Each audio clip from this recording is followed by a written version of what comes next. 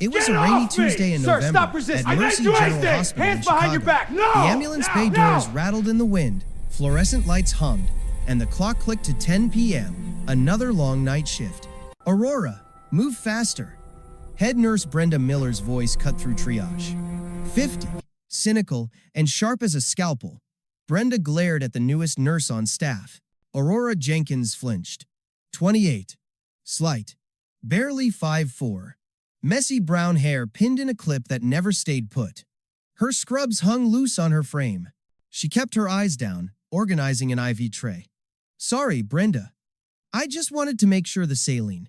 I don't pay you to double-check the pharmacy, Brenda snapped. I pay you to get needles in arms and clear beds. 3 weeks in and you still move like you're afraid the floor will bite you. Dr. Sterling is already asking why I hired you.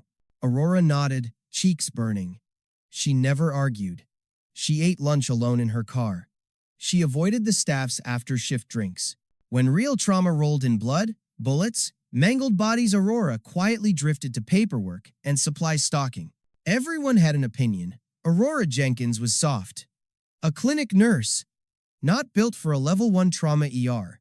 Dr. Gregory Sterling, brilliant, arrogant, God complex on legs, muttered to a resident by the coffee machine.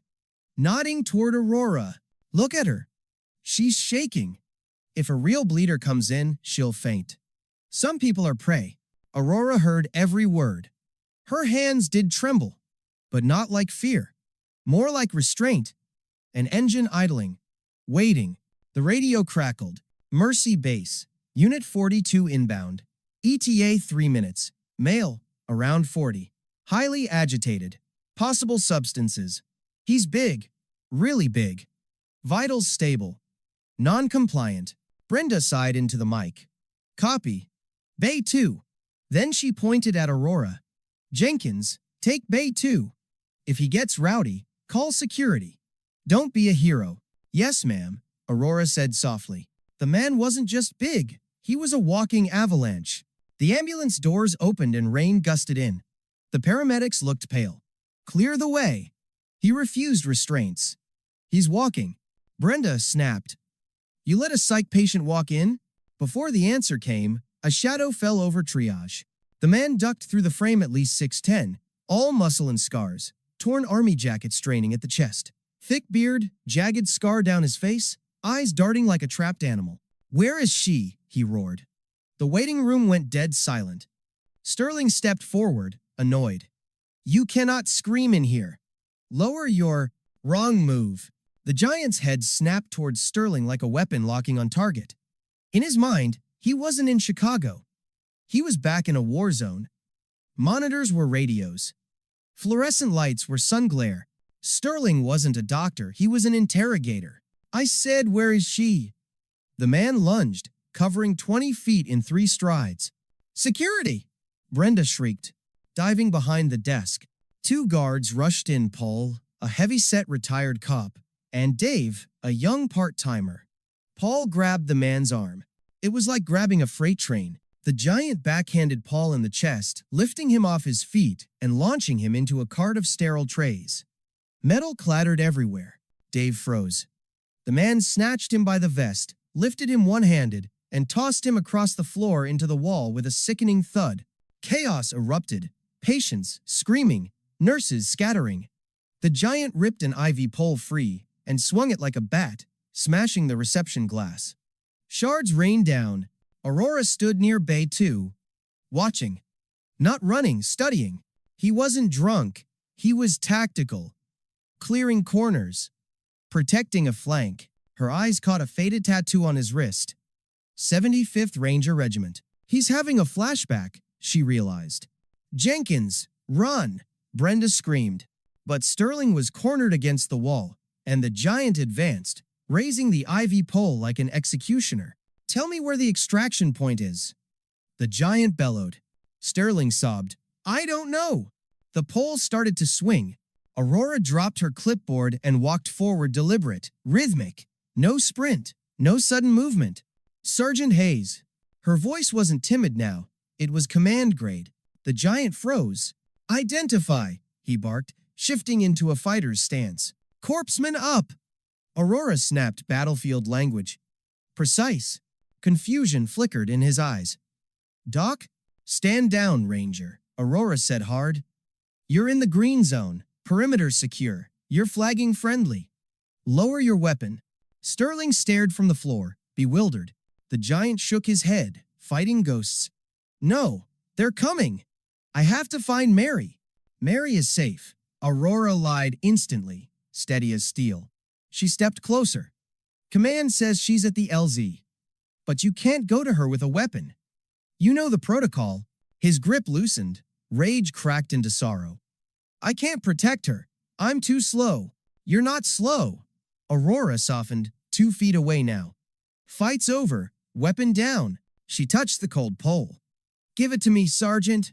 A heartbeat of silence. Then he released it. Aurora set it down gently, and then the spell shattered. The elevator dinged. 2 police officers burst out. Guns drawn. Police! Drop it! The noise detonated his fragile calm. His eyes snapped wide ambush mode. Ambush! He didn't grab the pole. He grabbed Aurora. His hand closed around her throat and lifted her like nothing. Traitor! Sterling screamed. Shoot him! The officers hesitated. Aurora was the hostage. Her vision spotted black, throat crushing under his grip. But Aurora didn't panic. She reached for his thumb, swung her legs up for leverage, bent the thumb back, and slammed her elbow into the nerve bundle in his forearm. Clean, practiced, brutal. The giant roared and released. Aurora dropped, gasping. He swung a haymaker that could have killed her. Aurora ducked, pivoted behind him, kicked the back of his knee, and locked a vascular sleeper, hold rear naked choke, precise pressure on the carotids. She hooked her legs, body triangle tight, becoming a heavy backpack on a thrashing mountain. Sleep, Sergeant, she rasped. Just sleep. 10 seconds, 20. His thrashing slowed. His arms dropped. He collapsed. Aurora rode him down, checked his pulse steady, then released and rolled away. Bruised neck rising purple. Silence swallowed the ER. Brenda stood slowly, eyes wide. Jenkins, what? Who are you? Aurora's hands trembled again. He needs 10 milligrams Haldol, 2 milligrams Ativan. Cardiac monitor arrhythmia. She swallowed. I need the bathroom. Later, in the break room, Captain Miller's seasoned Chicago PD studied her. You didn't act like a scared person. You de-escalated using military jargon, then executed a textbook hold. Where did you serve? I didn't, Aurora insisted. Movies. I guessed. Sterling paced, smug. She's lying. Her reference number is a burner. Her license is 3 years old, exactly 3 years. What were you doing before 2021? Aurora improvised. Taking care of my mother. Dementia. Miller leaned in. That man? Sergeant Jackson, the Bullhaze. Silver Star, Rangers. Delta. AWOL from a VA psych ward. Military bolo. And you put him to sleep like a baby. Aurora's face stayed blank. Can I go back to my patients? Miller sighed. Go, but don't leave town. Sterling didn't let it go. He called a Pentagon contact. Run a background check on a ghost. Aurora Jenkins alias. She just took down a Tier 1 operator in my ER. 2 hours later, the PA system crackled. Code black. Main entrance. Code black. Lockdown. Aurora froze. They found him. The front doors were forced open not by noise, but by precision. 6 men in black tactical gear flowed into the lobby. Not hospital security. Not regular cops. Behind them walked a 3-star general in dress uniform, Tobias Hole. Sterling stepped forward, trying to regain authority. General here for Sergeant Hayes? Hole ignored him, went straight to Jackson, touched his shoulder. We got you, son. We're going home. Then to his men. Prep transport. Walter Reed by sunrise. Sterling protested. Police have charges. And what about the nurse he attacked? Hole paused. Nurse? The one who took him down, Sterling said, pointing. Investigator. Captain Miller handed over security footage on a tablet. Hole watched Aurora's movements. Command voice. De-escalation. Takedown. Hole's face drained. Rewind. Zoom. Aurora's face filled the frame. Hole exhaled like a man seeing a ghost. Impossible. Where is she? Sterling sneered. Hiding? Hole grabbed Sterling's coat. That woman is not a fraud. She's the reason you're alive. You have no idea what walked into your hospital. He released him, eyes burning. That's the ghost. Lock exits. Find her. Now. Aurora watched from a cracked linen closet door. She knew Hole, Syria, Damascus. She had pulled him from a burning Humvee. She had vanished 3 years ago because she knew too much about the mission that broke Jackson Hayes. If Hole found her, she didn't go back to nursing. She went to a black site or a cell. Her phone buzzed. Unknown number. Aurora Jenkins, a distorted voice said. Look up. She glanced at the hallway camera, red light blinking. A friend, the voice said fast. Hole isn't alone. Those men aren't army. They're contractors, Black Arrow. If they take Jackson, he's dead. If they take you, you're dead. You've got 30 seconds. Get Jackson and get out. Elevator to basement morgue left. Go. Line dead. A tactical operator moved toward her closet, weapon raised, hunting. Aurora kicked the door open and ran toward the ER. General Hole, she shouted. Hole spun. Relief flashed, then shame. Secure her. Don't shoot, secure. But 2 contractors raised rifles at Aurora's chest anyway. Time slowed, fingers tightening on triggers. Then bed 4 exploded. Jackson Hayes, supposedly sedated, snapped his restraints, tore bed railing free, and launched himself between Aurora and the rifles as shots cracked. 2 bullets hit his back. He didn't fall. He grabbed a contractor and slammed him into the floor hard enough to crack tile. Move, Doc! Jackson yelled, eyes clear now. Get to the L. Aurora slid, grabbed a scalpel, slashed remaining straps. Basement! Go! They dove into the elevator as gunfire shredded glass behind them. Aurora hit B2 morgue. Inside the steel box, Jackson leaned against the wall, blood soaking his jacket. Check your 6, he grunted. Did they breach? Clear for now, Aurora said, ripping his jacket open. 2 rounds. No exits. You're bleeding. Jackson stared at her scar near the ear. Captain Jenkins? They told me you died in Aleppo. They lied, Aurora said, packing gauze. They scrubbed us like they tried to scrub you. The elevator opened into a dark basement power cut, red emergency bulbs casting long shadows. They have night vision, Aurora whispered. We need to blind it. They reached chemical storage near the morgue. Aurora spotted a steam pipe and fire hose. Rip that pipe. Easy, Jackson growled. Footsteps echoed, contractors moving fast. Laser dots cut through the dark. Target acquired, a radio crackled. End of hall. Now, Aurora shouted. Jackson tore the steam pipe down. Crack hiss. Scalding steam blasted the corridor into a whiteout. I'm blind. Thermal is white. A contractor yelled. Advance, Aurora ordered. They low-crawled under the steam cloud. Bullets sparked above them. Aurora reached the first contractor, wiping his goggles. She slashed his Achilles with a scalpel, then struck him down. She grabbed his rifle and tossed it to Jackson. Jackson fired controlled bursts. 3 contractors dropped. Clear, he shouted. Not clear, Aurora said. Comms are active. We go, loading dock. They ran through the morgue corridors, metal drawers, formaldehyde stench, blood, and steam. At the ramp to the loading bay, fresh rain hit them, then a blinding spotlight.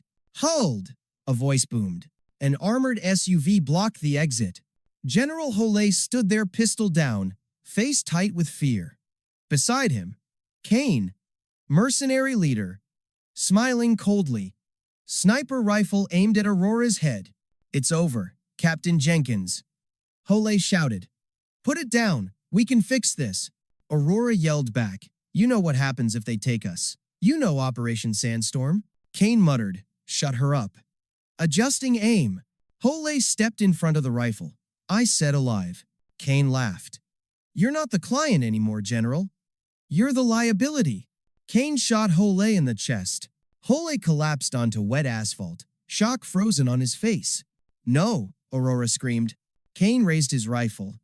Kill them both. Clean sweep. He ignored the giant. Jackson let out a roar, pure rage, and charged. No ammo, no fear. Bullets struck his vest, spun him, but didn't stop him. He hit Kane's guards like a wrecking ball. Bones snapped. Bodies flew. Kane tried to adjust. Jackson grabbed the rifle barrel, bent it upward as Kane fired. Shot tore a street lamp. Jackson headbutted Kane. The mercenary crumpled unconscious. Then Jackson's legs gave out. He fell to his knees, blood pouring. Jackson. Aurora slid across wet pavement and caught him. I cleared the sector, Cap, he wheezed. Did I? Do good? You did good, Ranger. Aurora choked, pressing hands to his chest. Stay with me. Sirens flooded the loading dock. Captain Miller and Chicago PD swarmed in. Miller took in the scene. Unconscious contractors. Dead general. The giant bleeding in Aurora's arms. Get medics now. As EMTs worked, Miller crouched beside Aurora. Feds are coming. If they find you, and you're who I think you are, you'll vanish. Aurora looked at Jackson stabilizing on a stretcher. I'll make sure he gets Walter Reed, Miller promised.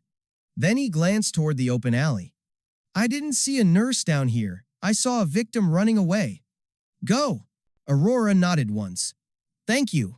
She didn't look back. She ran into the rainy Chicago night and disappeared. 6 months later, at Walter Reed, Jackson sat in a wheelchair, stronger, beard trimmed, eyes quieter. A nurse brought mail. No return address. Inside, a silver unit coin and a handwritten note on hospital stationery. Heard you're walking again. Don't rush it. The world still needs giants. Ghost. Jackson smiled, clutching the coin. Copy that, Captain, he whispered. Over and out. Most people saw Aurora Jenkins and saw a mouse-shy smile, trembling hands. They never saw the wolf until the wolf had to bite. And Jackson Hayes wasn't a monster, just a broken shield that needed someone strong enough to hold him up. That night at Mercy General, the world learned. Strength isn't how loud you roar, it's what you do when the lights go out. If this story had you on the edge of your seat, hit like. Was Aurora right to run, or should she have stayed and claimed the glory? Tell me in the comments. This is Kindness Valley. See you in the next video. Stay safe out there.